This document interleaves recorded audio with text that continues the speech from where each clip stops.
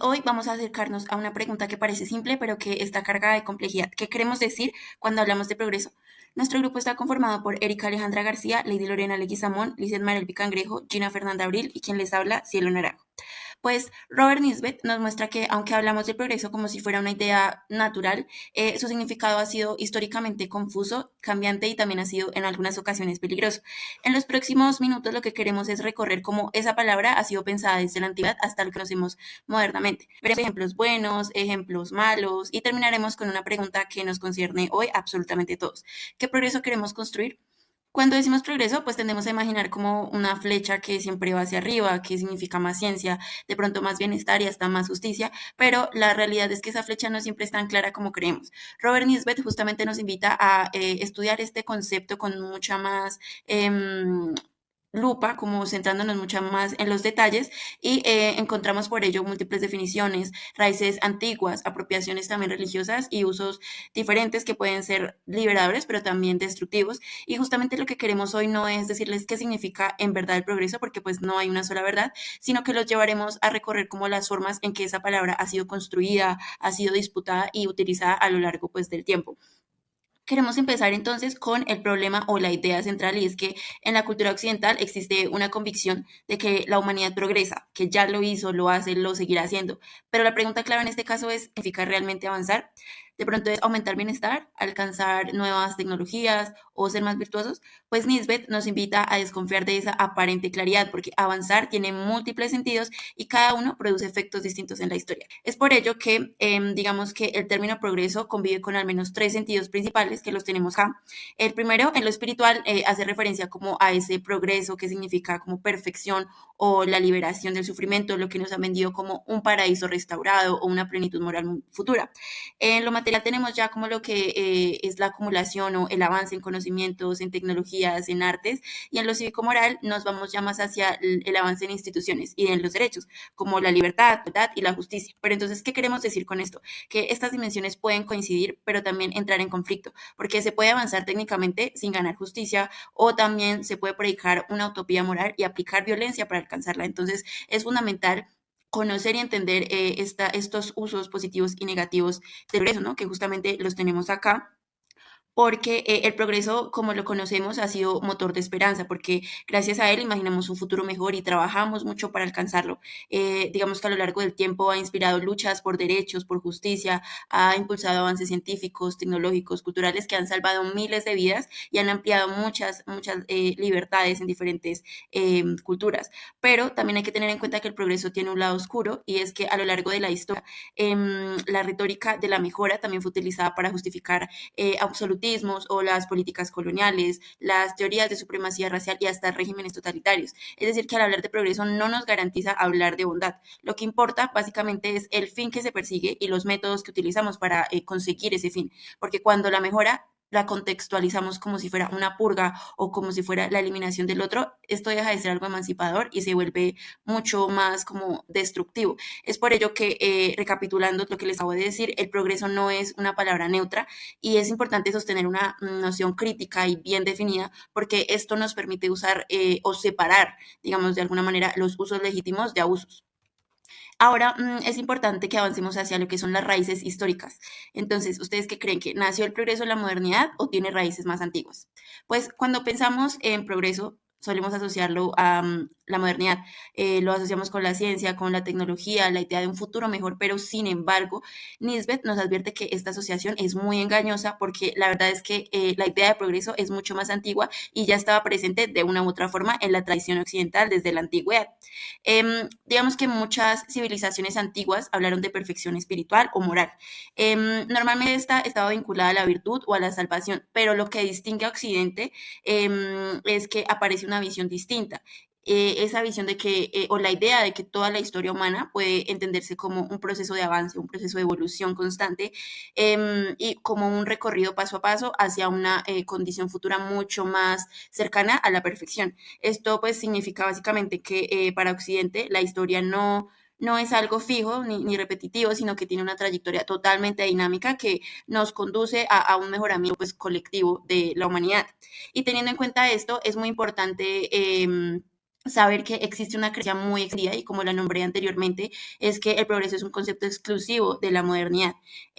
Digamos que se suele afirmar que los griegos y los romanos no tenían esta idea y que recién aparece con el racionalismo, con la ciencia, pues cuando Occidente rompe esos mitos y rompe con la religión.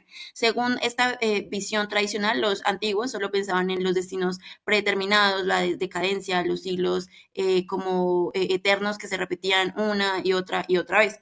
Pero entonces esta manera del progreso se consolidó con Bury, cuando en 1920 con su obra The Idea of Progress, él afirma que el progreso es inseparable de la modernidad y que pues solo pudo surgir después de que Occidente dejó atrás ese dogma cristiano y el pensamiento clásico.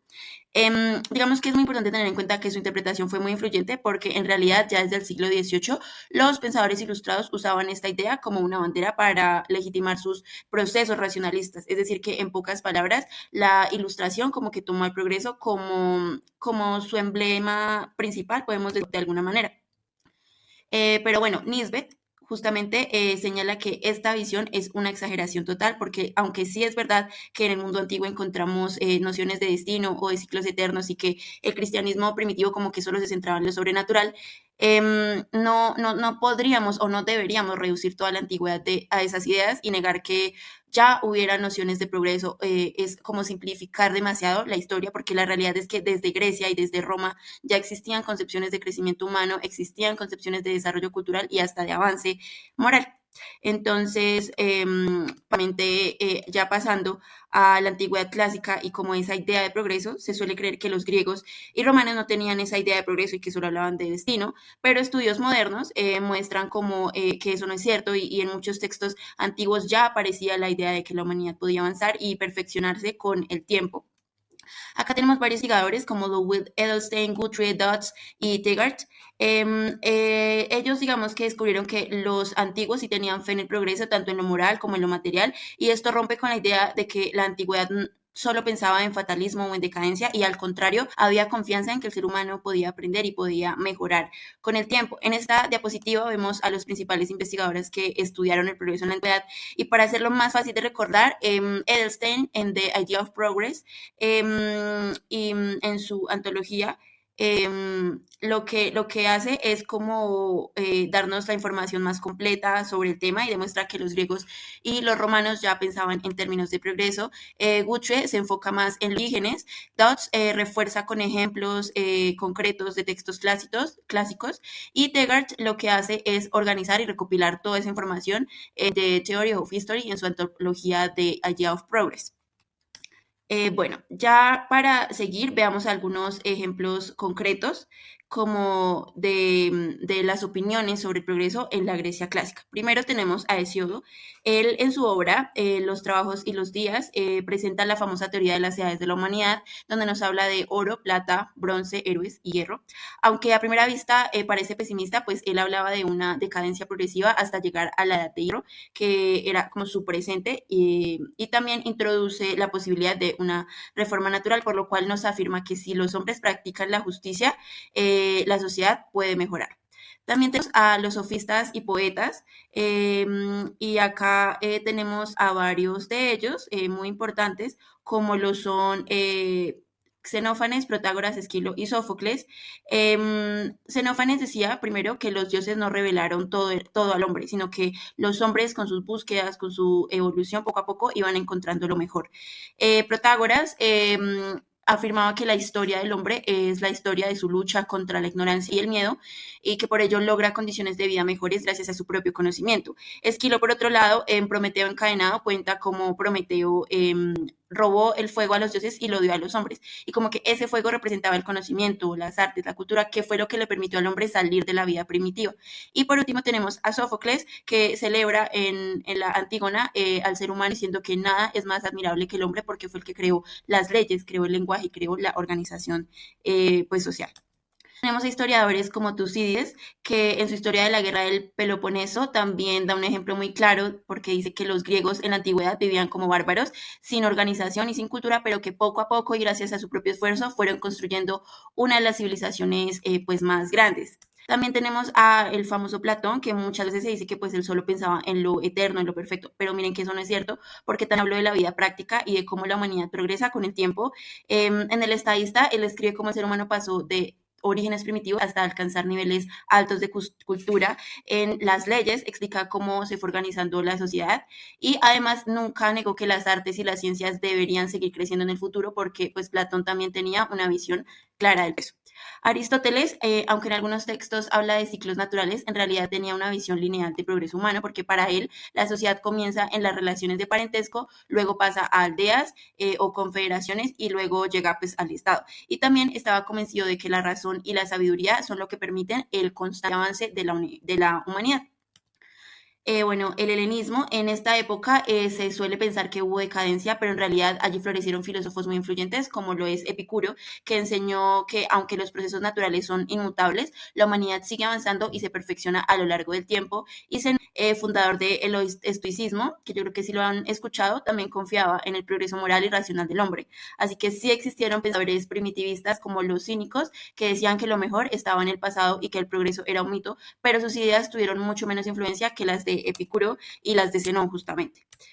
Bueno, acá ya vimos cómo pues, en Grecia se hablaba de progreso, ahora pasemos a Roma, donde también hubo filósofos que reflexionaron sobre cómo la idea avanza, la idea de progreso avanza, y los dos más importantes son Lucrecio y Séneca, que lo tenemos acá, cada uno desde enfoques distintos, pero con algo en común. Ambos confiaban en que la humanidad podía como que seguir creciendo y evolucionando. Por un lado, Lucrecio desde la visión epicúrea, explica cómo el mundo surge a partir de los átomos que se combinan y forman pues lo que conocemos, toda la materia, toda la vida. Y en su libro describe el progreso humano, ya que al inicio los hombres vivían desnudos, en cuevas, con miedo a las bestias, pero poco a poco con ingenio y con su trabajo y con el trabajo colectivo empiezan a construir esas chozas, esas casas, y luego también con el tiempo barcos.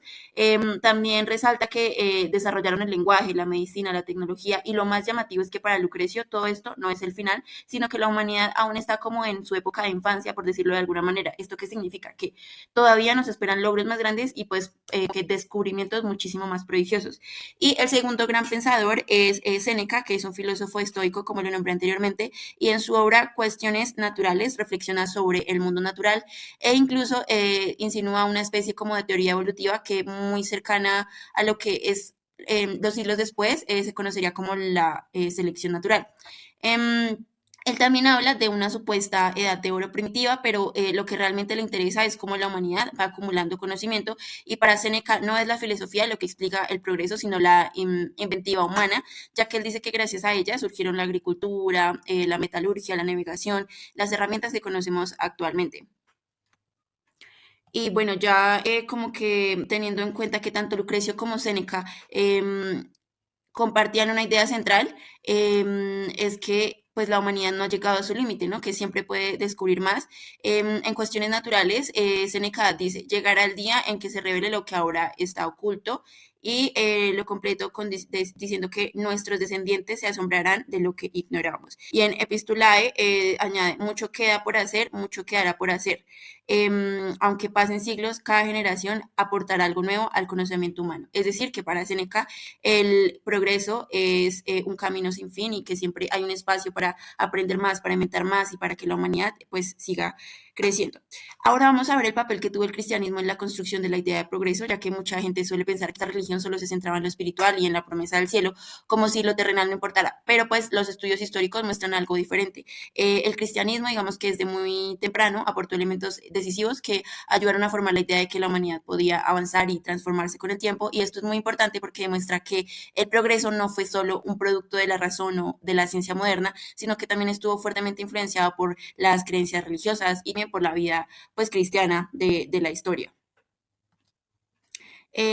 Durante mucho tiempo, digamos que la idea de que el cristianismo aportara al progreso fue negada, pero justamente tenemos autores como John Bailey en su libro de Belief in Progress, que aseguraba que el cristianismo no tenía nada original en este tema, sino que simplemente había tomado como ideas prestadas de lo que habían progresado los griegos y los romanos.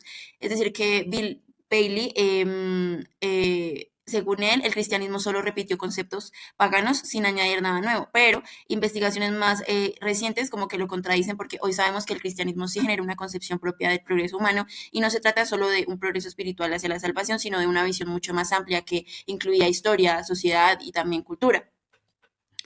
Algunas como aportaciones o contribuciones cristianas, diversos investigadores han mostrado claramente pues es como contribuciones del cristianismo, ¿cierto?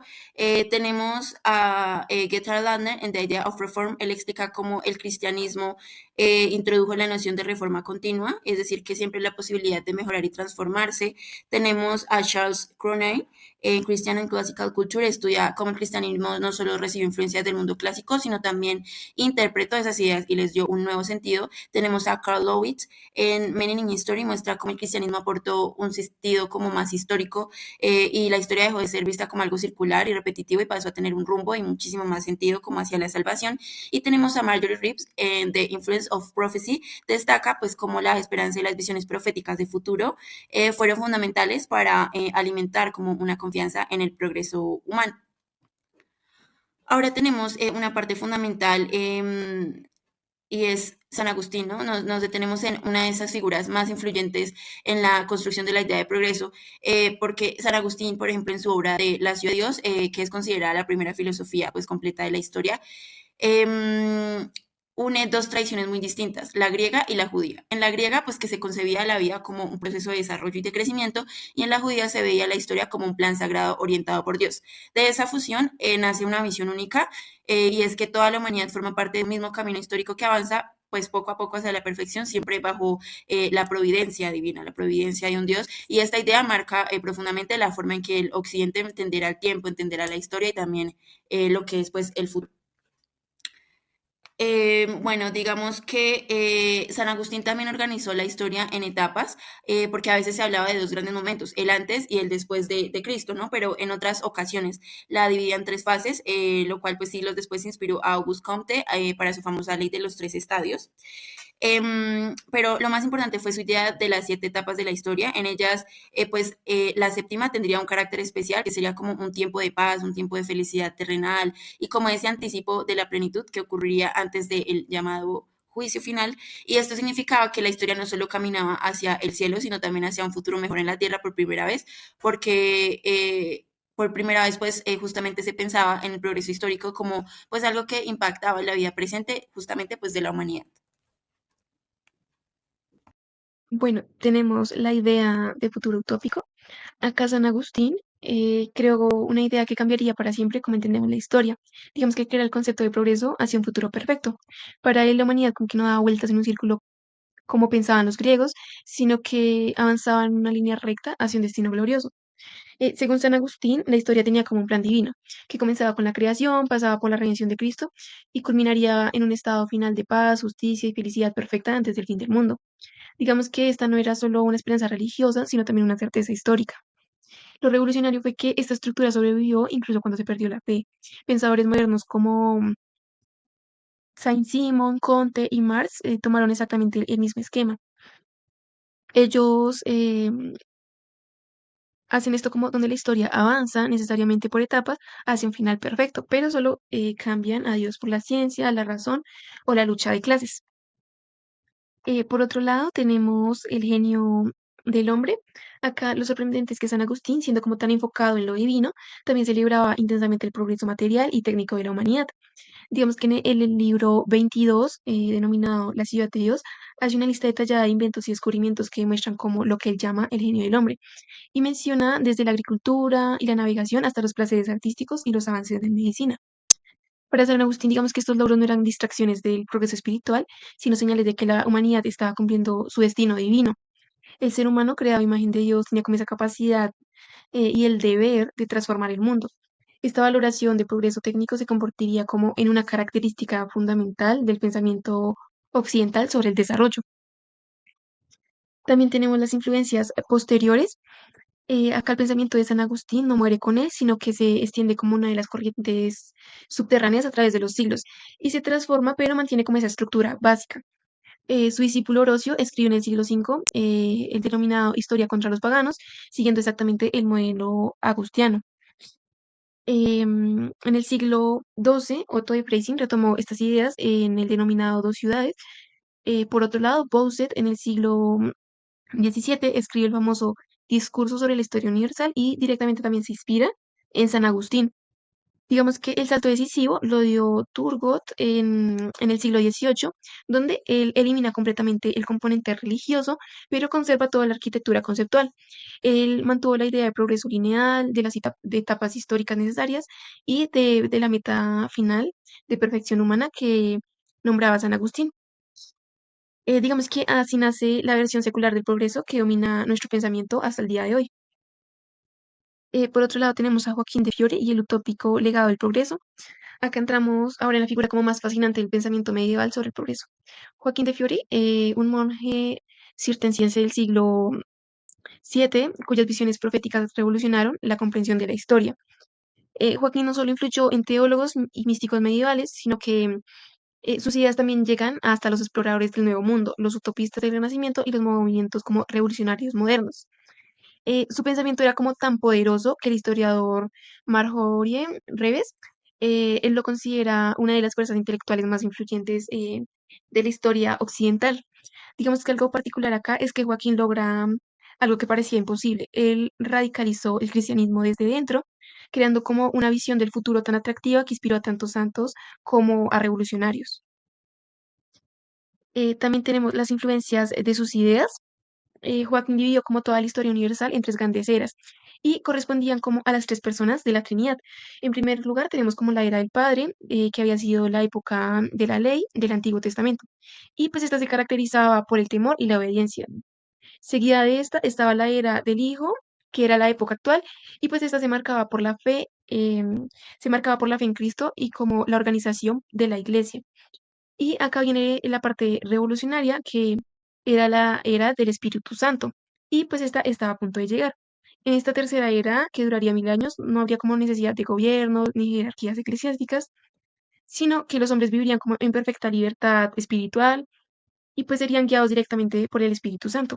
También consideraban que habría una paz universal, justicia perfecta o felicidad completa. Era como una visión muy radical que cuestionaba como toda la estructura del poder medieval, tanto política como religiosa. Tenemos la utopía de la exploración. em, Acá las ideas de Joaquín no se quedaron como en los monasterios, sino que inspiraron a exploradores y conquistadores. Por ejemplo, Cristóbal Colón estaba profundamente convencido de que su viaje al Nuevo Mundo era como parte de ese plan divino para establecer como la renovatio mundi, como la renovación total del mundo que predecería como el Espíritu Santo. Esa era que nombraban del Espíritu Santo. También los misioneros franciscanos que llegarían a América veían en su evangelización el cumplimiento directo de las profecías joaquinitas. Digamos que para ellos América era el lugar donde se establecería el reino como milenario de paz. Por otro lado tenemos a Campanella y la utopía. Digamos que siglos después, Tomás Campanella escribió La ciudad del sol en 1602. Digamos que acá era una utopía aparentemente secular donde la sociedad se organizaría como bajo principios científicos y racionales. Y acá habría como una propiedad comunitaria y gobierno de los sabios. Pero digamos que los escritos anteriores de Campanella em, revelan que su utopía tenía como raíces joaquinitas y sus ideas fueron como tan influyentes que inspiraron movimientos como la Revolución Puritana en Inglaterra. Por otro lado tenemos de lo religioso a lo secular y la ciencia y raíces cristianas. Em, bueno, digamos que aquí llegamos al punto clave para entender la modernidad. El progreso secular, digamos que no surge como oposición al pensamiento religioso, sino como un heredero directo. Acá un investigador llamado Ernest Lee demostró que las ideas modernas del progreso, que estaban basadas en la razón, la ciencia y la organización política, mantienen exactamente la misma estructura que las visiones religiosas medievales, como lo son el tiempo lineal, las etapas necesarias y también pues el avance inevitable hacia la perfección. Em, bueno, en cuanto a las ciencias y raíces cristianas, esto lo vemos claramente en la ciencia. Copérnico, Kepler y Newton eran profundamente religiosos y veían su trabajo como una forma de glorificar a Dios. Digamos, Newton, incluso en sus Principia Matemática, afirmaba que estudiar las leyes del universo era estudiar como los pensamientos de Dios. Y acá la confianza moderna en que la justicia y la razón pueden llevarnos a un futuro mejor nació directamente de la fe cristiana en la providencia divina. Y sin el cristianismo medieval y sus visiones proféticas no existiría como nuestra fe secular en el progreso. La batalla de los libros en el siglo XVIII. Los antiguos contra los modernos. En el siglo XVIII surgió un gran debate intelectual conocido como la batalla de los libros o la querella entre antiguos y modernos. Su tema central fue el conocimiento y la cultura de los antiguos griegos y romanos, si estos seguían siendo insuperables o si por el contrario los pensadores modernos ya los habían superado. Algunos pues defendían que Grecia y Roma ya habían alcanzado la protección, en cambio otros por otro lado, que cada generación construye sobre la anterior y por eso progresa. Aquí también entra un precursor muy importante que es Fontenelle, que usaba las ideas de Descartes de que si las leyes de la naturaleza no cambian, nuestra razón es tan válida como la antigua y con lo heredado podemos ir más lejos. Bueno, a partir de este debate tan importante también surge una pregunta central de que si los autores clásicos griegos y los romanos son insuperables o los pensadores modernos ya los han superado. Por un lado, pues los antiguos, como lo son Boileau y Jonathan Swift, defendían pues que nadie moderno podía igualar a Homero, Platón, Esquilo, Lucrecio o Seneca, ya que para ellos lo clásico era la cumbre del conocimiento. En cambio, por el lado de los modernos, como Fontenelle y Perrault, creían pues que cada generación acumulaba lo aprendido y por tanto podía avanzar mucho más. También se apoyan en las ideas de Descartes, quien afirmaba que las leyes de la naturaleza son invariables y la razón humana no degenera. Fontenelle incluso usó una metáfora de San Agustín y comparó la historia de la humanidad con la vida de una persona. Pero mientras San Agustín decía que la humanidad envejecería, eh, Fontenelle afirmaba pues que nunca degeneraría. Aunque pues más tarde Georges Sorel también criticó este razonamiento como circular y culturalmente ganaron los modernos. Desde aquí pues se instala la idea de un progreso secular explicado por causas humanas y no divinas. Bueno, debido a esta discusión, a finales del siglo ya se abre como esa puerta a la idea de que la humanidad no está condenada a repetir el pasado, sino que puede avanzar mucho más. También pues aparece un autor muy importante que lleva pues esta idea muchísimo más lejos, que es Annie Robert Turgot. Eh, es un personaje muy clave ya que en 1750 en Soborna pronunció un discurso llamado Una revisión filosófica de los sucesivos avances de la mente humana. Y pues aquí él planteó que el progreso no se limita a las ciencias y las artes, sino que abarca toda la cultura en general, como las costumbres, instituciones, leyes, economía y la vida social. También en 1751 se escribe el Plan para dos discursos sobre la historia universal, donde organiza la historia humana en etapas de desarrollo. Pues esta visión fue tan amplia que llegó a inspirar a Condorcet años después durante la Revolución Francesa.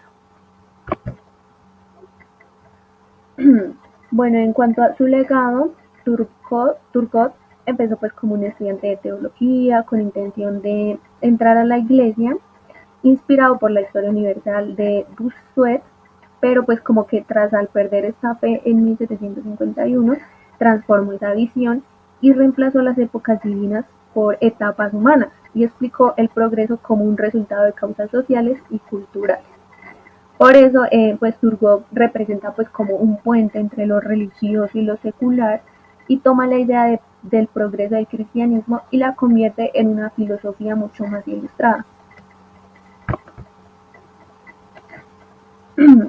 Bueno, en cuanto al progreso, se consolidó la idea de este progreso en Europa y en América.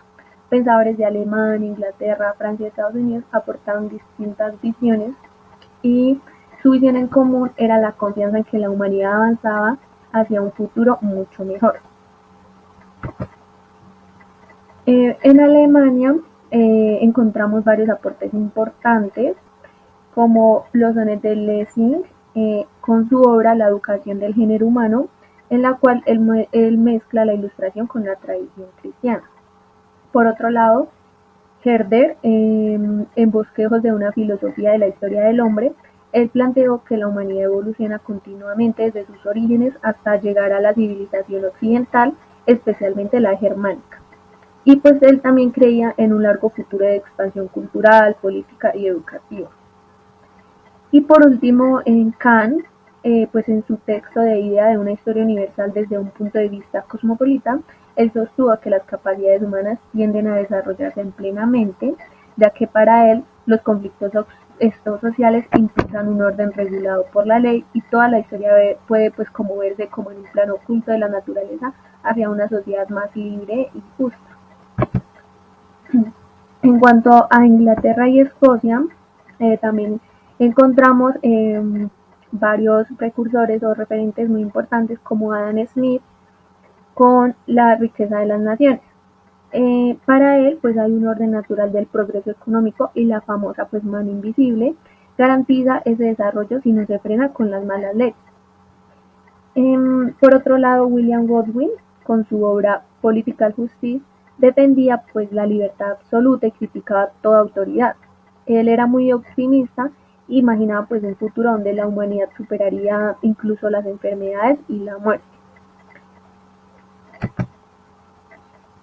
Por otro lado, Malthus pues criticó a William Godwin porque él decía que en un mundo así pues se llevaría una superpoblación imposible de poder sostener. Pues sin embargo, Malthus no era tan pesimista y creía en el progreso, pero sí que había un control social y moral de la población como tal. El otro pensador escocés fue Adam Ferguson, que pues implicó cómo las artes, las ciencias y las instituciones avanzaban paso a paso. Se le considera también uno de los precursores de la sociología moderna, muy importante. En Francia tenemos a Rousseau y Condorcet.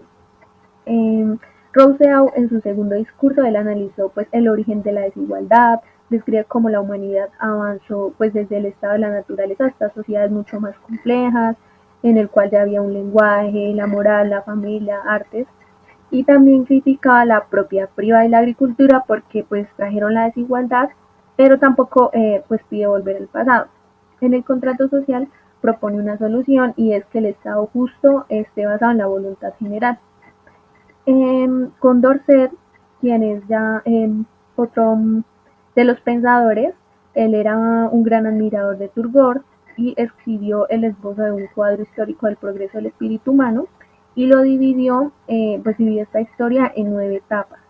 Y también asimismo anunció una décima, aún por venir, donde donde él explicaba que reinaría la libertad, la igualdad y la justicia.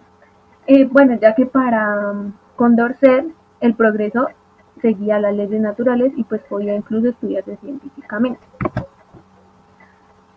El progreso en Estados Unidos fue una idea muy viva entre los padres fundadores como lo son Thomas Jefferson. Él decía que la barbarie retrocedería con el perfeccionismo humano. John Adams pues afirmaba que las instituciones norteamericanas durarían miles de años.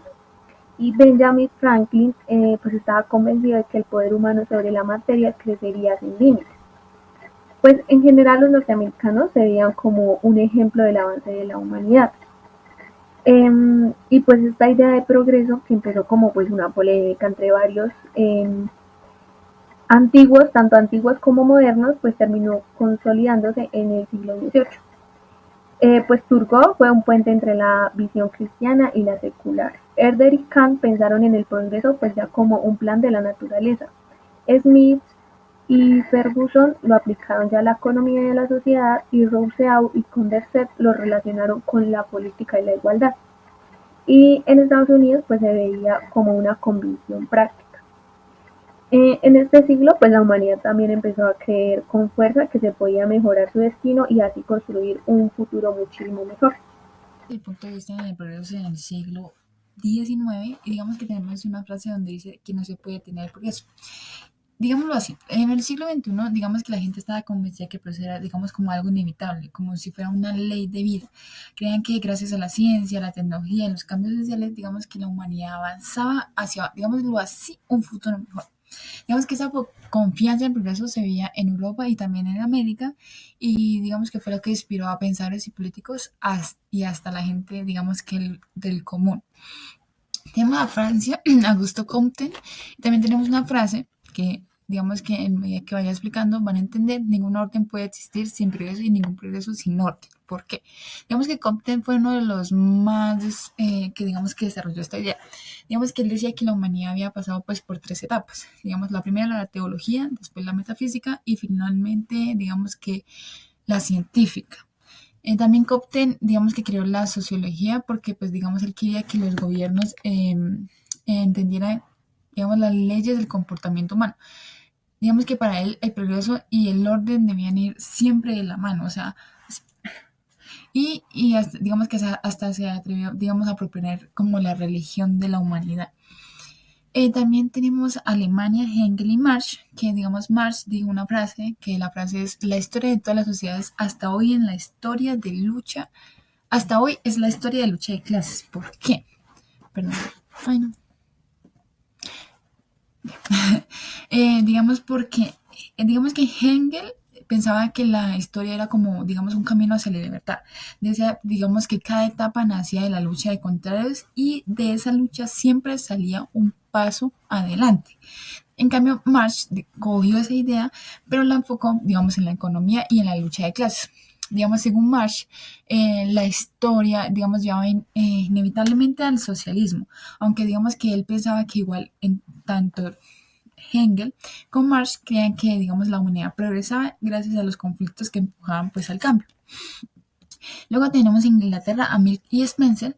Tenemos una frase de Spencer que dice que el progreso no es un accidente, es una necesidad. ¿Por qué? Digamos que primero Milk habla de progreso como, digamos, como la base de la libertad individual, pero digamos que él tuvo más impacto que Spencer, porque digamos que él veía la sociedad como si fuera un organismo que crece y se va adaptando, pues depende de lo que va sucediendo. En cambio, para Spencer el progreso pues era una opción, era una necesidad. Quería que la civilización pues digamos evolucionaba y era lo mismo. Y digamos que ya con el tiempo las imperfecciones pues desaparecían, cosa que no.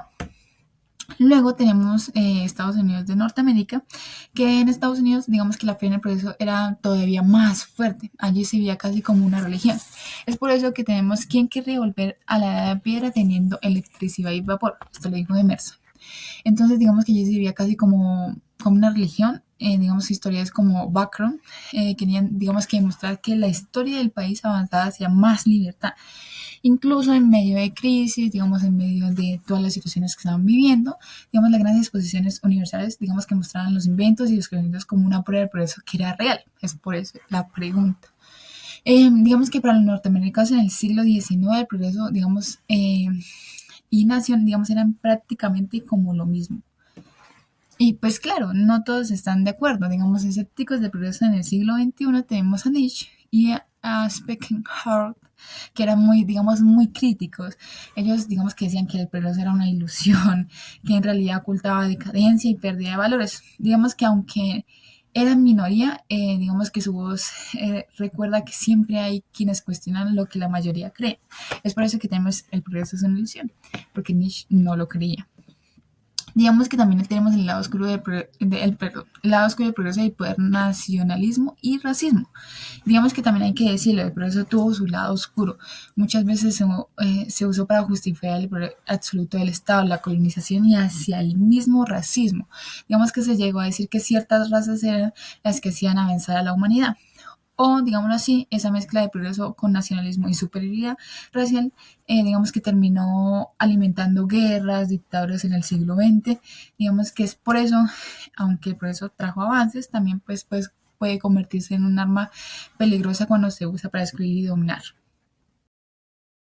Bueno, la última parte de nuestro texto nos habla acerca del destino del progreso en el siglo XX. Para poder abordar este tema es necesario que tengamos en cuenta los acontecimientos históricos relevantes que ocurrieron durante este periodo de tiempo. Los más importantes fueron la Primera y la Segunda Guerra Mundial.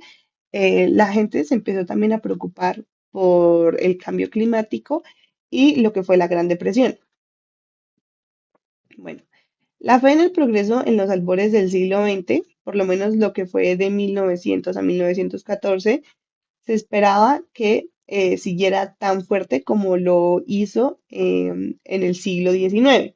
Las industrias y los comerciantes mantienen la fe, como ya lo dije anteriormente, que se iba a seguir manteniendo el mismo crecimiento que se evidenció antes. De 1919 a 1929, la confianza en el progreso permanece fuerte y se empiezan a perfilar dos visiones. La primera son de las personas que creen que el progreso depende de volver al libre mercado. Y la segunda son de los que sostienen que requiere planificación racional del gobierno, esto inspirados en las ideas de Hobson y Hobhouse dentro del nuevo liberalismo. De 1929 hacia los 30 se vive el suceso de la Gran Depresión, que es la crisis económica, y contrario a lo que se esperaría, esto no destruye la fe en el progreso. Es más, estudios como los de Robert y Helen Line en Middletown muestran que incluso en medio del desempleo la gente conserva la esperanza. La Gran Depresión alimenta nuevas corrientes. Una de ellas fue la planificación estatal más fuerte. Un ejemplo de ellos fue Woodrow Wilson con las reformas de 1915 a 1950, la tecnocracia, progreso dirigido por científicos y técnicos con auge en la depresión, y los movimientos radicales, que son los movimientos marxistas o socialistas que ven en la crisis una oportunidad para acelerar cambios hacia la igualdad y hacia la justicia. Cuando nos acercamos a los 40, ocurre la Segunda Guerra Mundial. Al cerrar pues la etapa, la fe en el progreso sigue robusta, aunque dividida en distintas vías de interpretación, como, tipo el mercado, el Estado, la tecnocracia y el radicalismo, que surgieron debido a la Gran Depresión. Bueno, el escepticismo actual en torno a la idea del progreso.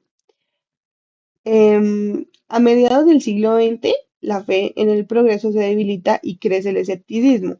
Esto se debe a cuatro razones principales, ya que en el siglo XIX hubo críticos como Tocqueville, pero en el siglo XX el tono pesimista se intensificó. Obras como La decadencia de Occidente, El malestar de la cultura de Freud o La ilusión del progreso reflejan ese desencanto.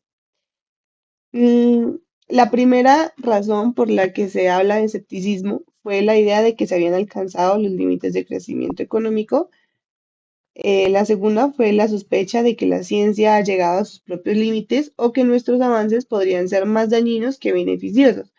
Y la tercera fue el temor al agotamiento de los recursos naturales difundidos por movimientos ecologistas. Bueno, y la cuarta fue el hastio cultural y social asociado a la abundancia material, el ocio excesivo y la pérdida de valores colectivos.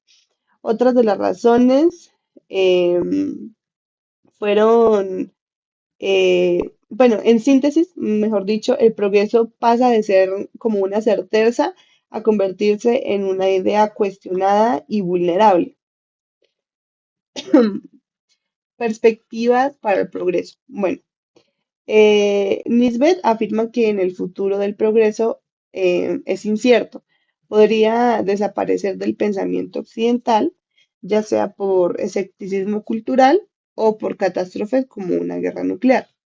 O podría sobrevivir, pero no gracias al racionalismo secuencial, sino a un renacimiento religioso.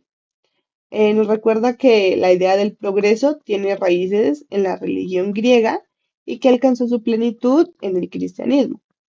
La esperanza religiosa podría revitalizar la fe en el proceso en una época marcada por la desilusión gracias a la ciencia y a la técnica.